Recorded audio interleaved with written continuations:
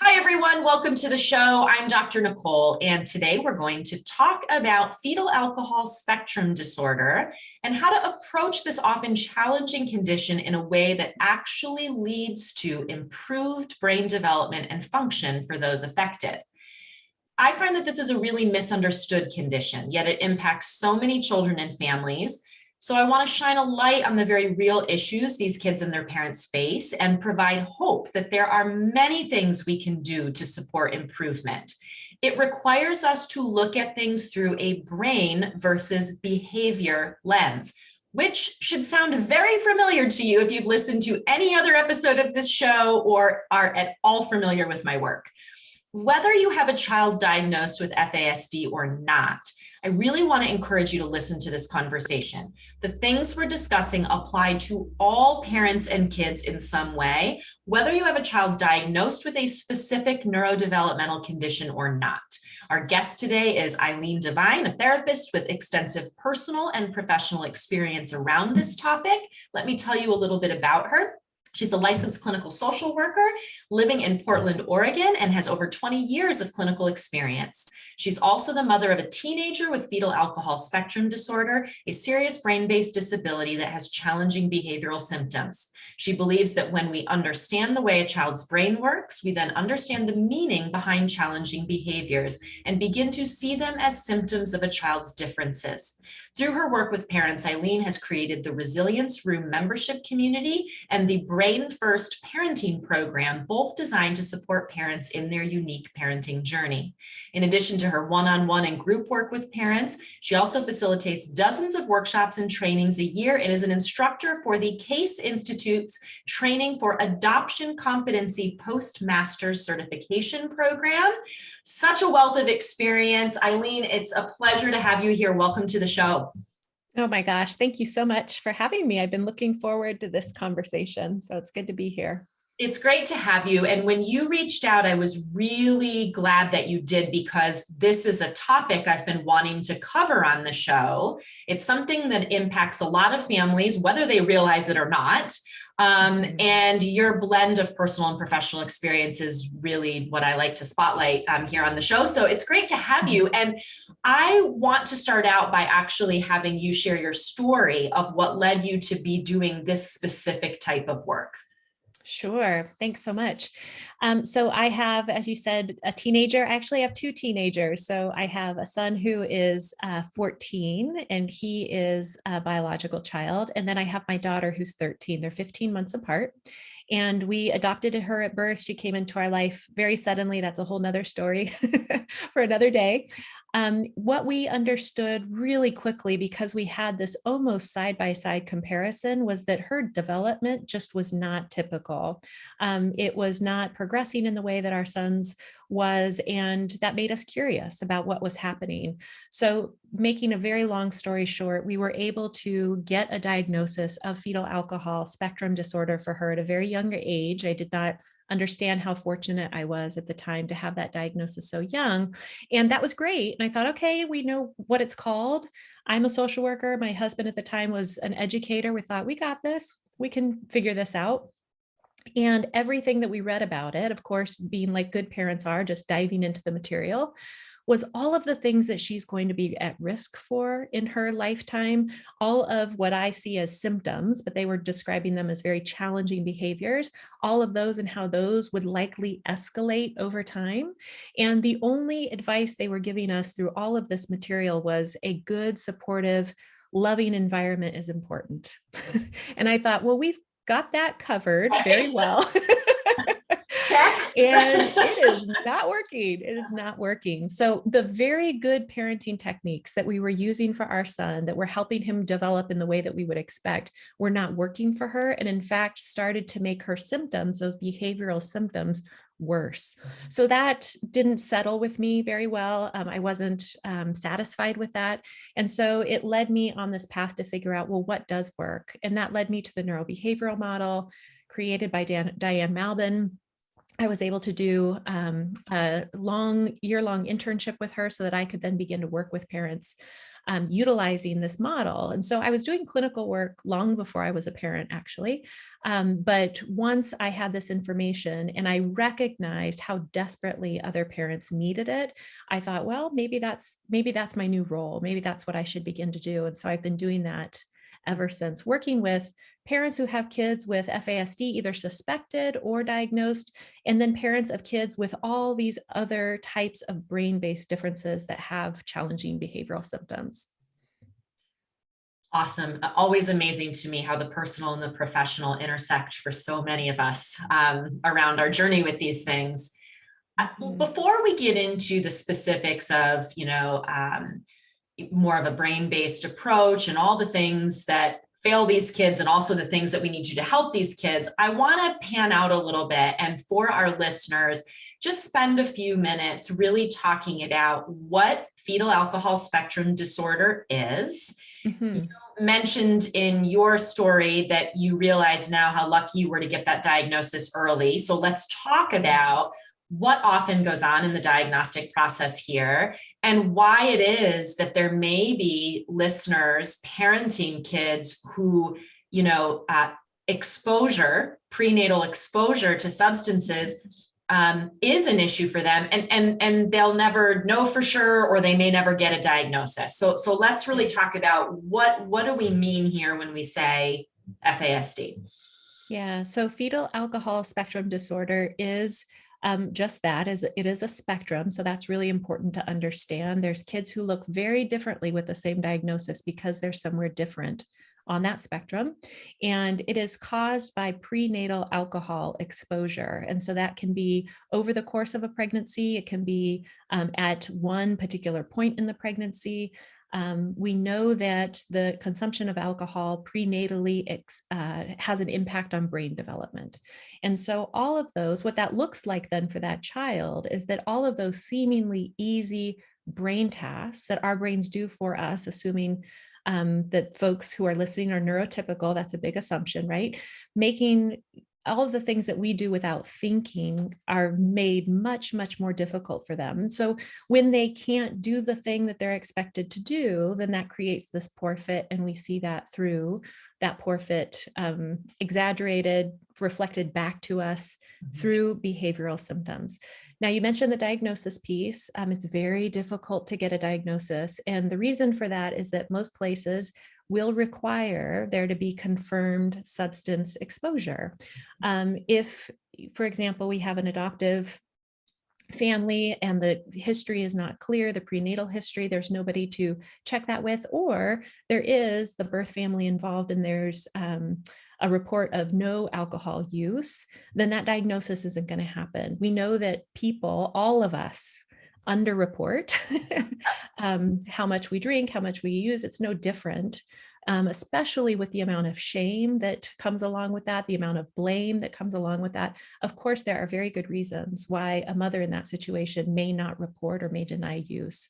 What I say to parents is, if you understand that something is different with your child in terms of their development, if you understand that they are challenging in ways that are beyond the typical challenges that we would expect at that particular age or whatever it might be, that's all you need to know to start to consider that there might have been something different going on with brain development and parenting them differently in light of that. So not working harder, they're already working incredibly hard. It's just taking that information, shifting it to a new lens so that then they can work differently. So as you noted, this fetal alcohol spectrum disorder specifically is underdiagnosed. There's estimates that up to 90% of folks who actually have this diagnosis are not diagnosed. A very common misdiagnosis is ADHD. There's a lot of overlapping similarity there. And we also know that FASD, the estimates are that it's 2.5 times more prevalent in our communities than autism. So if you think about that, to me, that's mind-blowing. We hear a lot about autism.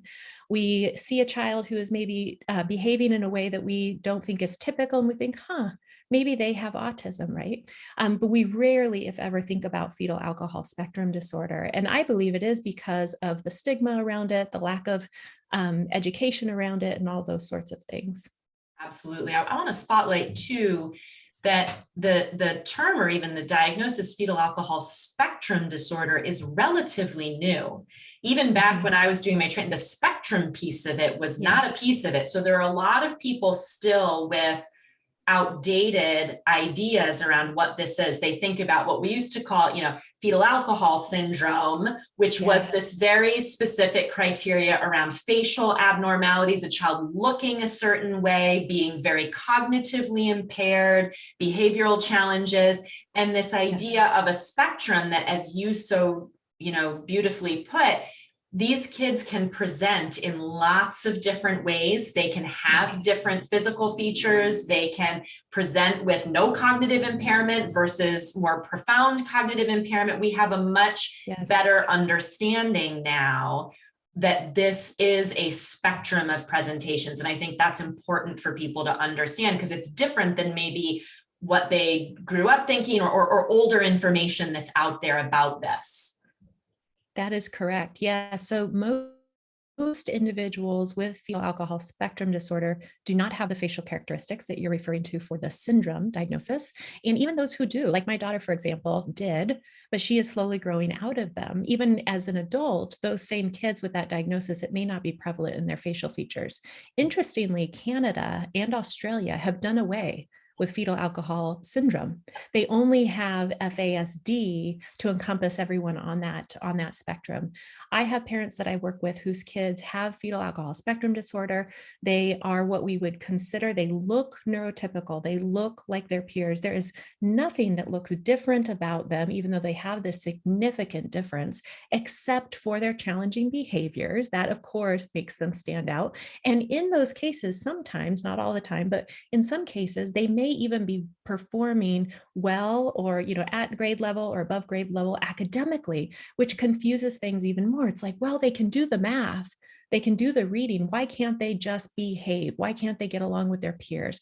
Why can't they listen? Why are they always so defiant, right? And so really having folks raise the awareness of this is spectrum disorder.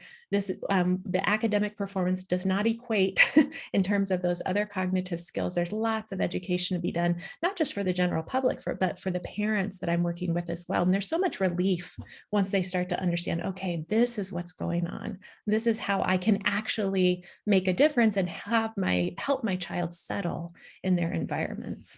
Yeah, because I think that's so frustrating for parents of these kids who don't clearly fit in another diagnostic category, right? They're not autistic. They usually end up with a diagnosis of ADHD, maybe a learning disability, something. But even then, parents are like, this doesn't fully capture this either, And so I think whenever we're in that situation, like clinically, how I look at that is when I get a kid who's been through evaluations, who's been given various labels, and you look at them and you hear the history and it's like, none of this is exactly fitting. That's when we start to think about, okay, something happened here, whether we're ever going to know exactly what it is or not, something happened that impacted brain development from very early on. And I do think it's a relief for parents to know that, okay, it's not just that I haven't read enough books about parenting a kid with ADHD, or it's not just that my kid is intentionally being the most difficult kid the school has ever seen, or that there's something brain-based here going on. And I do think that's important for parents to know. Yeah. Oh, I think it's essential, because then what it helps us do is, instead of looking at our child through a behavioral lens of why can't they do better? Why aren't they just behaving, showing respect, being responsible, whatever it might be? It helps us then look at their differences as a physical disability. That's what it is. Our brain is largely invisible to us. Most of us have the privilege of never thinking about our brain and what it does for us every moment of the day. But if we have a child whose brain works differently, it's been changed in function and structure, and neuroscience research shows us that without a doubt, right? There's physical evidence of that. Then we know, okay, we need to provide this child accommodations, just like we would any other child who has a physical disability. Now, the tricky piece, which any of the parents listening to you who are in this situation could tell you, I certainly could tell you, even doing this work professionally, is for us to remember that, right? So we have a child who we are seeing these challenging behavioral symptoms, always taking that step back so that we can get a hold of our reactivity, very human, natural, understandable response to those challenging behaviors, and say, okay, what if? What if this has to do with their lagging skills, their brain work differently? What would I then do differently, right? It sets us down this whole other path that is more empathetic and compassionate and connective than like, I'm just going to reach for my power and try to do everything I can to just make this behavior stop. I think we all know where that puts us, where we end up there. Yeah. With any of our kids, right? Absolutely. I want to go more down that path, but I do want to touch on one more sort of basic element of this when we're talking about kids. You know, the term is fetal alcohol spectrum disorder, but I'd love to have you touch on the component of other prenatal substance exposure, because this is the same category of what we're talking about, even if it wasn't alcohol, correct?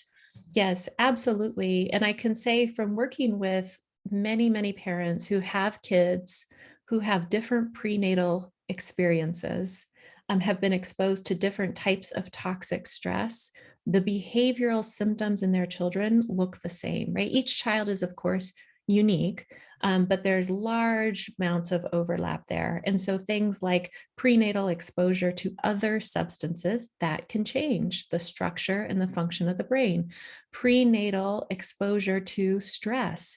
So mom is in an abusive relationship or living in poverty or just under some sort of chronic immense stress that can cause changes in the structure and the function to that baby's brain. Other things like, traumatic birth. So that's not prenatally necessarily, but that can cause changes to the brain. So there's over 40,000 different reasons that research has documented why someone's brain can be changed in function and structure, which every time I think of that, I think it's amazing that any of us are considered neurotypical. And so when I have parents, like silly, doesn't it? It's like, yes, right. There's no such thing. Right, exactly. So I have lots of parents who come to me, both adoptive parents and also biological parents, saying, I don't know what it is. I don't know what causes. I just know my child is incredibly challenging, right? And I say to them, I understand the need for a diagnosis and wanting that. And there are reasons why that's important, of course, for medication management or benefits or whatever it might be. But for your day-to-day parenting of your child, just understanding that their brain works differently or allowing yourself to believe that, right? Sometimes that's where we need to start so that we can move down this other path in terms of parenting them differently. That's all that's needed, because the brain really is the organizing principle. If it's been changed, no matter why, right? We see that through behavioral symptoms, accommodations are what's needed to help that child settle and be more successful. Absolutely. I want to touch on some of the common challenges or symptoms. Mm-hmm. I know that there's some people listening who maybe are finding themselves and their child in this for the first time just by hearing you talk, who are putting some pieces together. And so I want, and for all of you listening who are raising a child who falls on this spectrum, you can certainly relate to, the types of behaviors and challenges. But Eileen, I'd love to just have you touch on what are some of the things that in your experience, both personally, but also working with so many families raising these children, what are some of the common real intense behavioral or learning or things that come up? Yeah. So when I'm working with a parent on understanding how their unique child's brain works, we always start with what I call dysmaturity.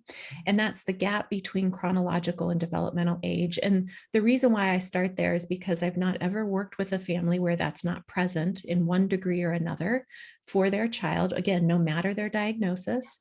For kids with FASD, it is not an exaggeration to take their chronological age and divide it in half.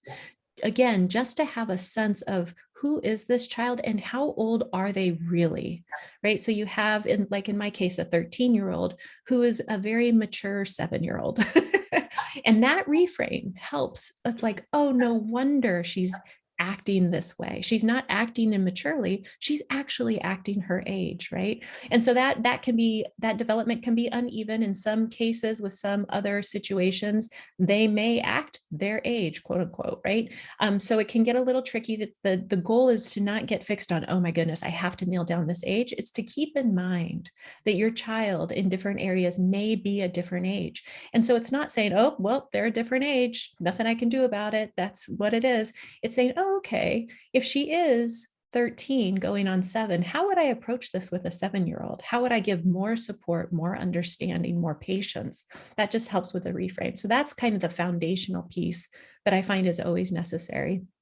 And then we get into other cognitive skills. Some of the very common ones are slower processing, so needing more time. That's the accommodation, giving more time. My mentor, Diane Malbin, talks about kids with FASD being 10-second kids in a 1-second world. And that is not an exaggeration. And again, it carries over to kids with autism, ADHD, PANS and PANDAS. I mean, all of these other diagnoses too, right? So giving more time, super, super common. Being able to, what I call, talk the talk, but can't walk the walk. They can sound like they can get it. They can really say like, yeah, I know what's going on. And then they go and do something completely different through a behavioral lens that looks like they're not listening, they don't care, they never follow my directions. What if they can talk as though they understand, but they can't integrate it into their learning, right? And then there's a whole host of executive functioning skills that's, in my experience, is universal as well. Kids won't maybe struggle with the exact same executive functioning skill, but executive functioning skills as a whole are very, very difficult. So things like not being able to stay engaged or initiate, especially non-preferred activities, right? Things like being able to transition, but transition cognitive states too. Like, I have my mind set on this. I'm so excited. Oh, something happened and our plans changed. It's nobody's fault, but they can't kind of rise and fall with that disappointment. They can't change that cognitive state like, oh man, that stinks. But that's just how it is, right? And so those kinds of cognitive skills, executive functioning is another big category of them. And I would say, even in that same category, something I see very commonly: difficulty with organizing themselves in time and space, difficulty even with perception of time and time management. Yes. Lack of awareness of even a lot of that stuff, which can look like then, well, you're just intentionally not doing it, or you're lying about that, when in their mind, their perception, that's what's true for them. So I think, those executive functions are huge. Yeah.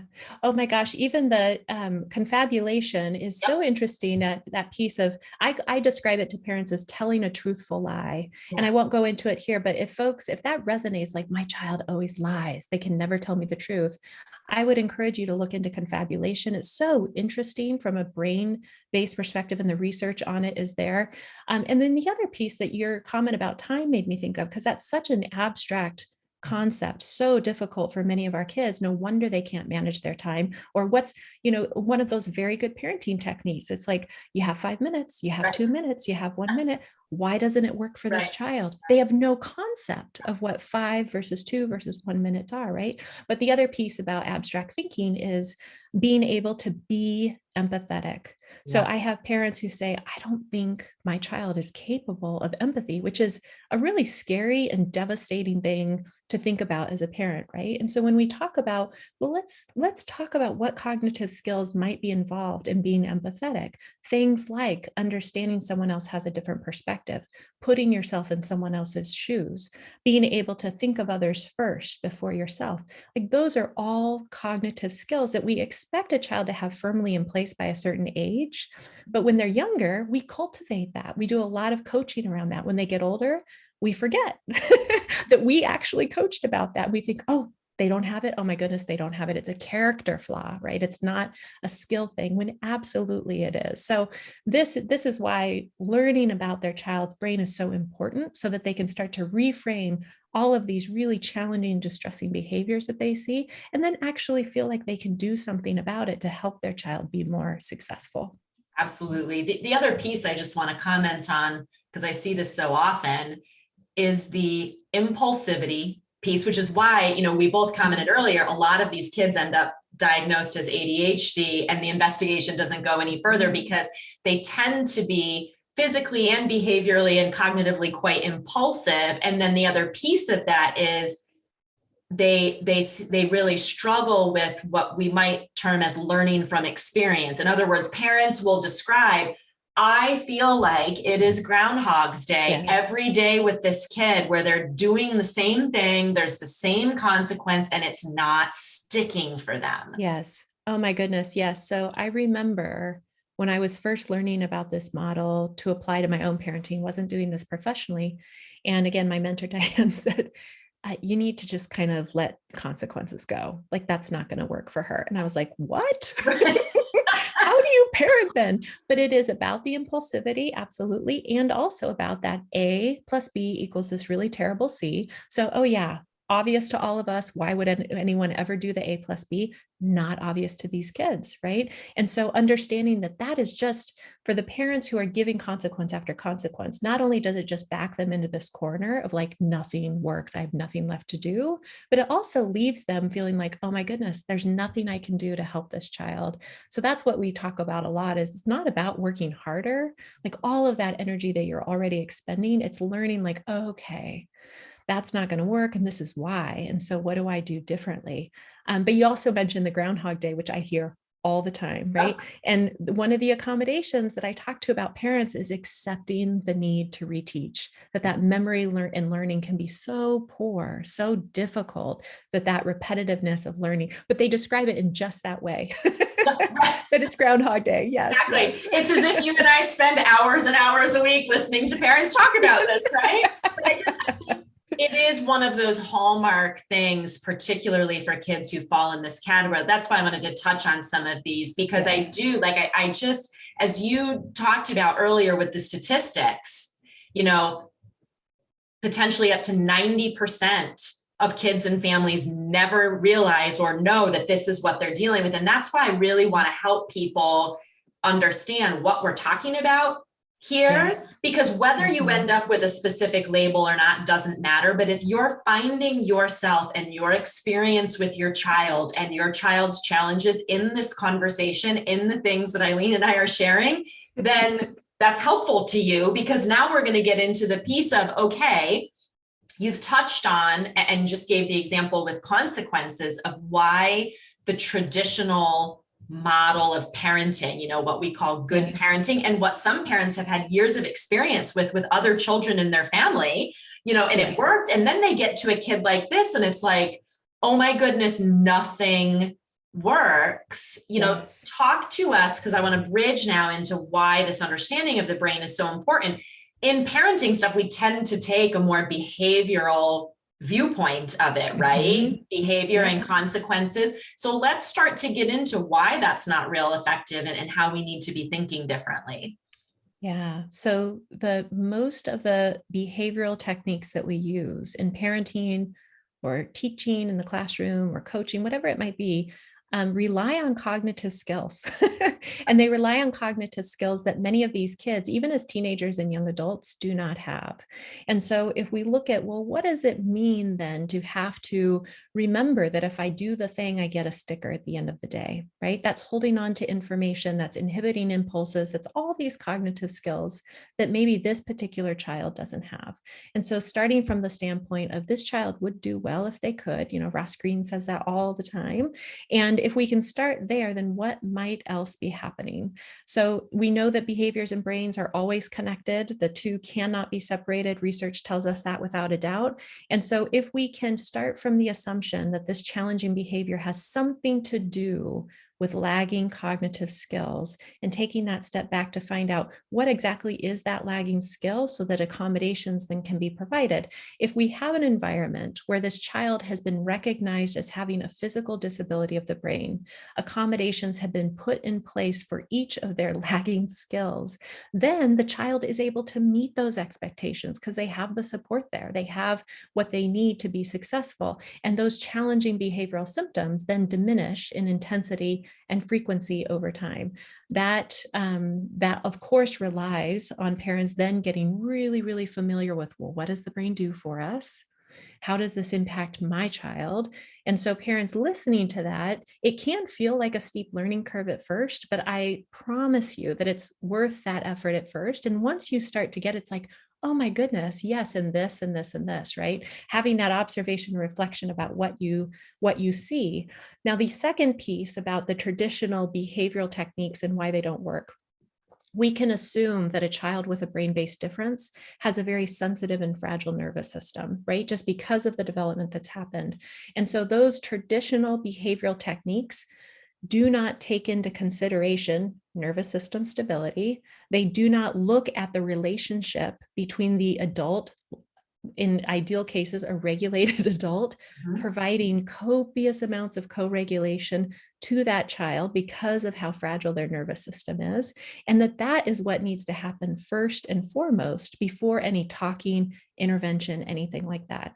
I oftentimes use the example of my two kids being so close in age that if my 14-year-old neurotypical son, if something has happened that he and I need to talk about, I'll say, hey, you need to sit down. We need to talk about this, right? And even if he knows that he did something wrong, he knows he might get in trouble, he may be disappointed, frustrated, angry, he can sit down in that moment. He can tolerate having that conversation with me. He has a stable enough nervous system, and he also has the cognitive skills to do that.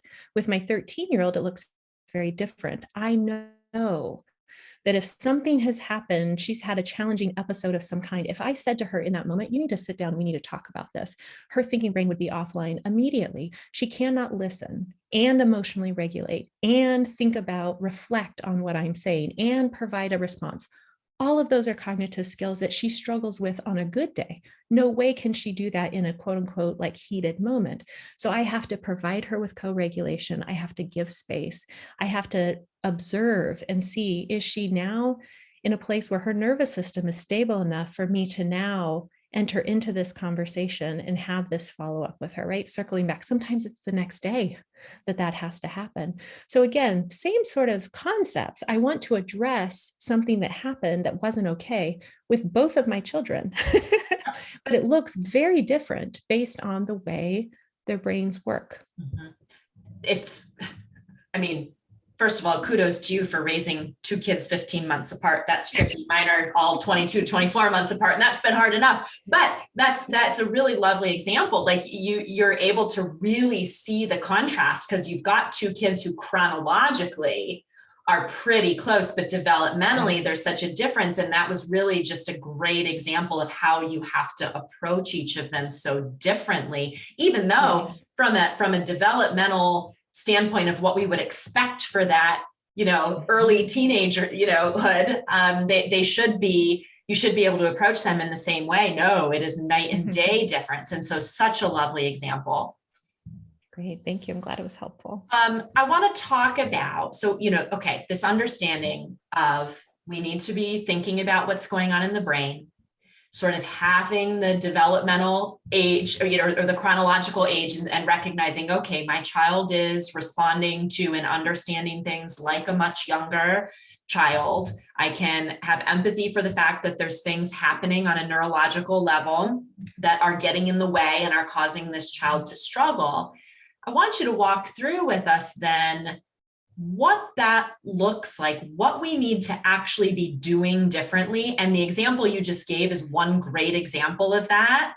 Hey, this thing happened, we need to talk about it, but whoa, here's how I need to think about that. But walk us through, what does it mean on a day-to-day basis with the stuff that comes up with our kids to be thinking about this through a brain-based lens as opposed to strictly a behavior-based lens? Yeah, great question. One of the reasons I only work with parents in my practice, I don't work with kids, I don't work with the family unit, is because so much of this shift that we're talking about relies on them doing the work. And I know how much that is to ask. But it's also, I think, really liberating for a lot of parents to know, okay, it's within me to make the biggest and most significant changes, right? So one of the things we first work on is mindset. And what I mean by that is, in the midst of a challenging moment, how do you stay regulated, right? That's the first piece that we were talking about. And there's really, it's not just about being like, I need to calm down. Like, that's probably not going to do it for most parents. It's really having tools in your back pocket so that you can remain regulated, so that your thinking brain stays online, and so that you can take this step back before that visceral reaction gets the best of you, right? In the midst of that challenging behavior. And you can think brain first. That's what we're always talking about. So some things like, oh, they would be doing better if they could, right? This is their fragile nervous system presenting itself to me. Anything that helps us stay grounded and rooted in that mindset.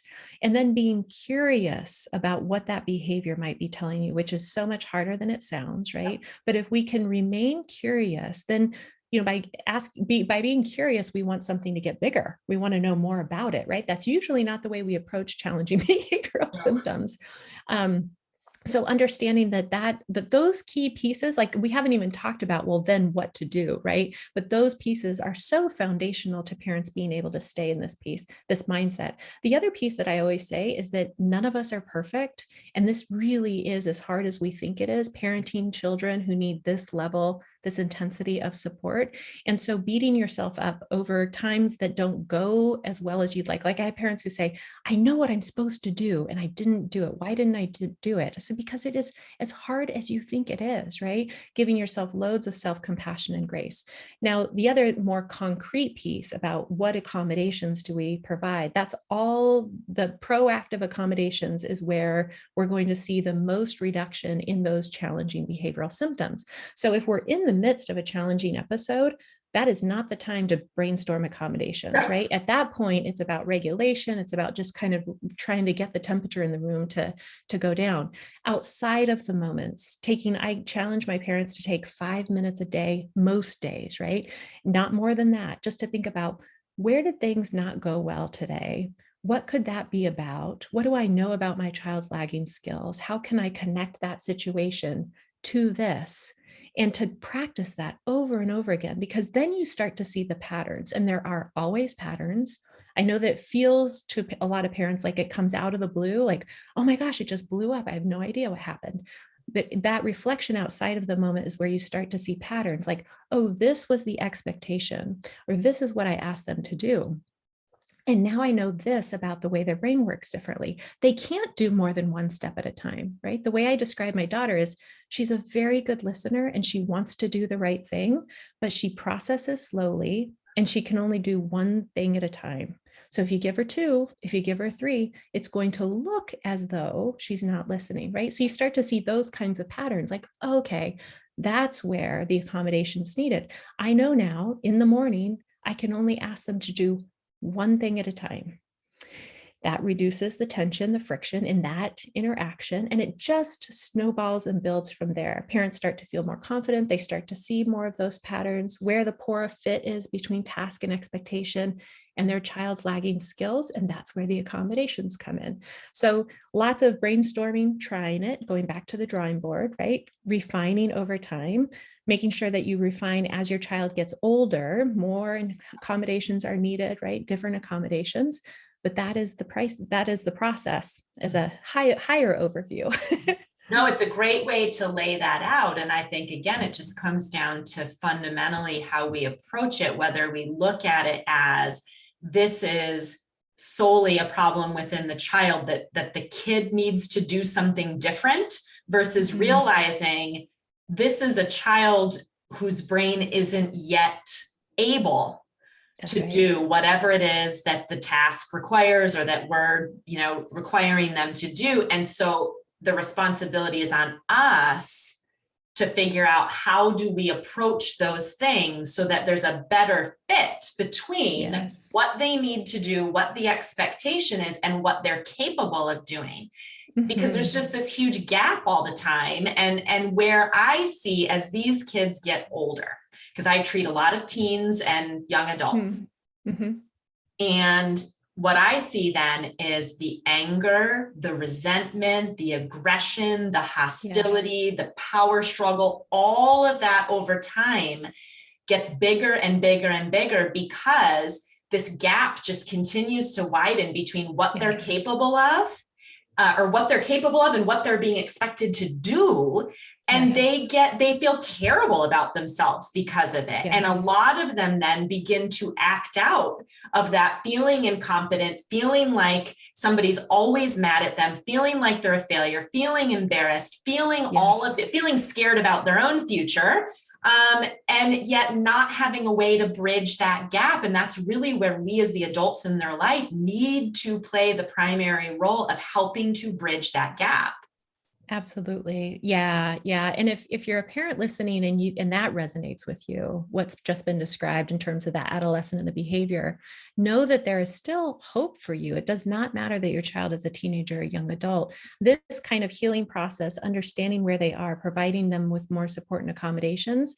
There's been this chronic poorness of fit. So this chronic tension, it's going to take longer to kind of have that calm down and see the intensity and frequency of those challenging behaviors decrease, but it is absolutely positive that it can happen for you, right? There's no reason why that can't be made better.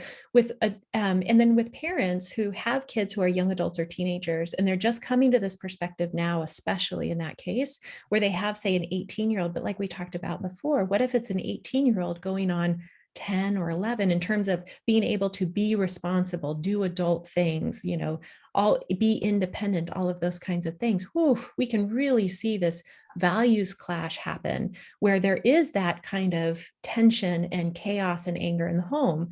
And so working with parents on understanding where is their child, where do they have to meet them, but also for the parents to understand, again, this is why it's so complicated. I'm always talking about to parents about these two sides of the coin. One is about their child and the way their brain works. One is about their experience. That's the other side of the coin. Because with that, it's like, oh my goodness. Okay, now I get it. I understand what my child needs, but what does that mean for me? What does that mean for their adult life, for my adult life as I thought it would be with adult children? So there's all of these things that come up. So just to be gentle with yourself, if that's where you are, and know that too is part of the process. Yeah, and I think in that whole realm, when we understand the brain development piece in this way, it helps us to better set our expectations around the length of time we're going to be in this real in the trenches, day-to-day parenting role with our kids, and being able to go through the process of grieving that. Because if you have a child with this type of condition or situation, you're not going to have the same experience of them being 18 or 21 and then they're off on their own. You're going to still be actively in the trenches doing the day-to-day work of supporting them, probably through their 20s and perhaps even beyond, depending on how this is impacting them.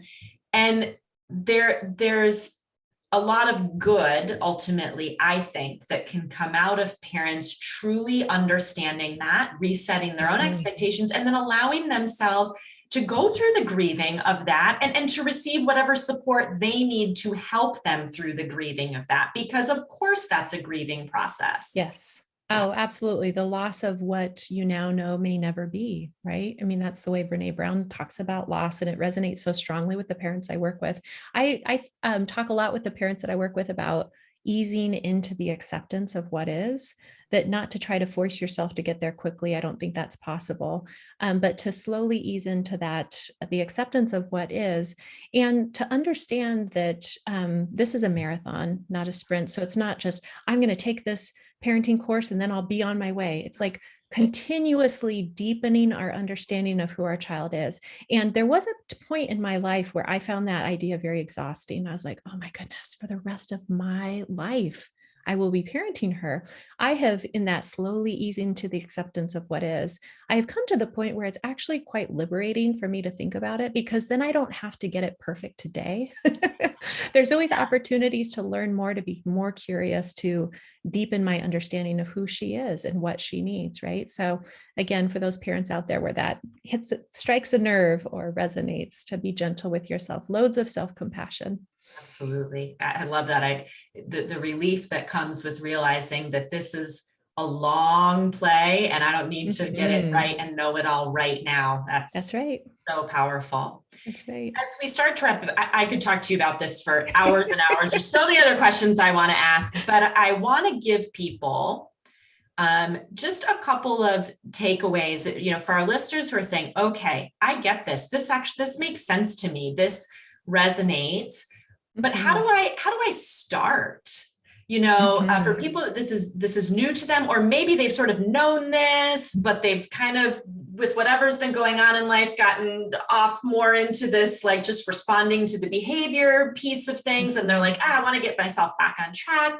What are a couple steps that our parents can take to just start from this brain first type of lens? Yeah. So my first suggestion would be to follow that gut instinct. And with the rest of the world around you is telling you that your child is bad, never listens, never behaves, ruins everything, is always disruptive, to hold on to that perspective, because it is absolutely not who your tender-hearted child is, right? There's something different going on. And then to start looking at, there's lots of different people I could name off in terms of the neuroscience research about how brains and behaviors are connected and what children really need in those moments, the co-regulation, the connection, the accommodations, versus this behavioral approach. And so again, I know that's not getting specific. I can give more specific resources if that's helpful, but you could do a quick Google search and find a ton of information there too. Well, and you can go back and listen to many episodes on this podcast with many guests who have talked about the neuroscience around behavior and a more brain-based understanding and co-regulation. We've got so many episodes, so that's a good start. Eileen, in your experience, both as a parent and working with parents, one tangible thing that you have them start with, maybe it's around their own regulation. What's one thing that parents can start doing right now to help themselves in this? Yeah. So when I meet with a parent, like the first time, and we talk about this foundational understanding of this model, one of the things, again, that I talk to them about is the dysmaturity. And I encourage them to just look for that in their daily interactions with their child. So if their child is behaving in a way that aggravates them or frustrates them or triggers them in some way, gets them activated in some way, to try to take that step back and say, what age does this remind me of? What if this is my child expressing pain and distress to me versus just trying to make my life difficult? Now, and sometimes they'll say, that's all you want us to do. I say, well, go ahead and give it a try. Tell me how easy it is, right? And to just practice taking that step back. Now, the accommodations, if they want to take it a step further, giving more time. We never give these kids the time they need to respond to our request, to turn their head when their name is called, to do the thing we've asked them to do. Assume that it's brain and proceed accordingly. And then less talk. Talking can be really aggravating to these kids, the verbal processing, the cognitive load that takes. So when you feel the urge to launch into following up with your child, talking to them about what happened with verbal communication, which is the way most of us do it, to take that step back and say, not now. There will be a time when I can follow up with them, not now. And then see what happens. Start to see how that feels to you, start to see how they respond, and then go from there. Beautiful. Oh, Eileen, so many good things here. I want to make sure that people know where they can find out more about you and your work. Is there a website or social media? Where can people find you? Oh, thanks so much. Yeah. So I'm on Instagram. I'm on Facebook with my name. My website is just myname.com, eileendevine.com. I also have a limited podcast series where I did 6 episodes on this brain first parenting approach. If this resonates with them and they want to learn more, and that is at go.eileendevine.com/listen now. Awesome. Love it. We'll put those resources in the show notes. Thank you for all the work you're doing around this. Such an important topic, one that is really under addressed, even in the realm of, brain-based parenting and all of this. So I appreciate you bringing all of this information and these tools to us and spending time with us today. Thank you so much. Oh, thanks for having me. It was really, really fun. And thanks as always to all of you for being here and for listening. We'll catch you back here next time.